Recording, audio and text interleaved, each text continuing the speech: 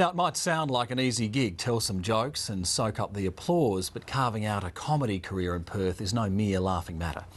With limited audiences and opportunities, many of WA's best stand-ups have been forced to seek their crowds elsewhere. But now a new comedy festival is attempting to turn that around. Claire Nichols reports. Oh, delightful! How tremendously delightful it is to be in here in this tiny bomb shelter. How wonderful. Have you always been a funny guy? No, not even remotely. I was I was funny to other people. You take that miserable, depressed person who spent all high school hating themselves, doubting they'd ever be loved. Often throw that person up on stage and this great well pours out. All these deep, absurd, abstract thoughts. So yeah, it's good. It gives a place to the losers of the world and turns them into, anti-heroes at least, and that's a nice thing. The path to becoming a stand-up can be a tough one, and for Perth's John Robertson, it all started with a girl. There was a girl at uni I wanted to screw, and she literally was just like, "You should do stand-up," and I went, "Yes, oh, please, I will, drive me everywhere," and she did, and eventually she sort of gave up on me, and I kept with the comedy. Here's a fun little game. I just want to play a little game. Were any of you born in the 50s? Just let me know.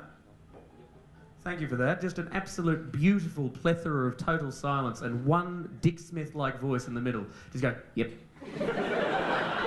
While he didn't get the girl, he did kickstart a 9-year career that's seen him take his confronting comedy style around the world. Fantastic. Now, any of you born in the 60s, let me know.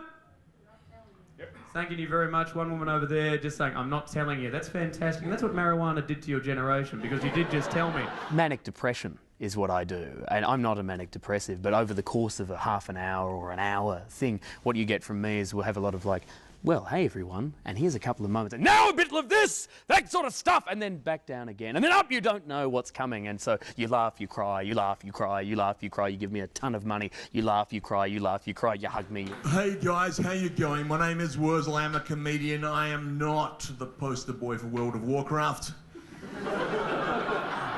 Despite all appearances to the contrary. Fellow stand-up Wurzel Montague has been telling jokes for 17 years and says he couldn't see himself doing anything else. I love theatre, I love acting, I love telling stories, I love writing, but the rush of eliciting a belly laugh from a crowd that they don't know is coming is amazing. Australia Day, it's the same thing. It's one day of the year, we drive to South Perth, we glass each other, we go home. That's The two jokers lead a pack of rising Perth comedians who are performing to increasingly eager crowds. Perth audiences can now find a stand-up show like this one just about any night of the week, and the comics say some of the material coming out of the West is unlike anything else. I think because of our isolation, and we are unique here, the same way our music scene has a nice originality about it. We sort of don't have iconic mainstream heroes here in the public eye, so those young depressed year 9s sitting at home dreaming of one day being a comedy sensation on YouTube, they may have their influences, but they're finding their own voice. There's something in the water here, something in the water. Joe Marsh has witnessed WA's comedy boom and is now set to lead the industry in an ambitious new direction. Starting next week, Perth will host its first international comedy festival, starring some of the best comedians from around the world, alongside homegrown talent. It is like a selection of fine wines. You have a selection of fine comedy. All of the comedy will happen here in Mount Lawley, and it's hoped this could eventually become a regular stop on the worldwide comedy circuit, with this event timed to run just after the Melbourne International Comedy Festival.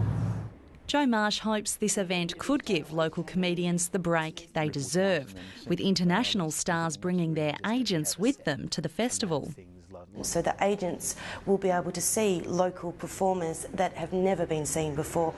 And if the comedians can get their break here, they might not have to tread the well-worn path away from WA.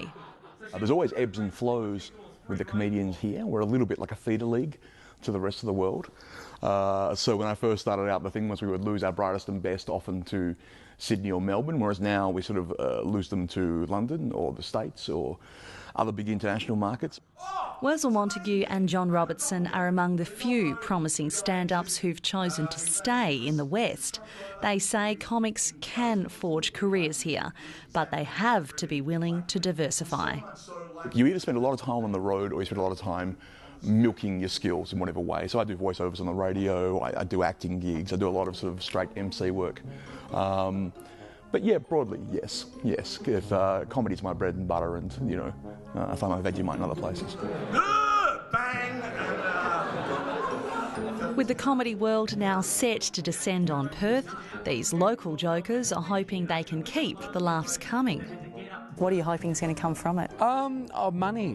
Money. I mean, what I'm hoping for is sellout crowds and just a truly gorgeous time, a little more critical acclaim, and then perhaps the girl from before will come back. Darlings, that is my time. It was lovely to talk to you. Thank you very much. Good night.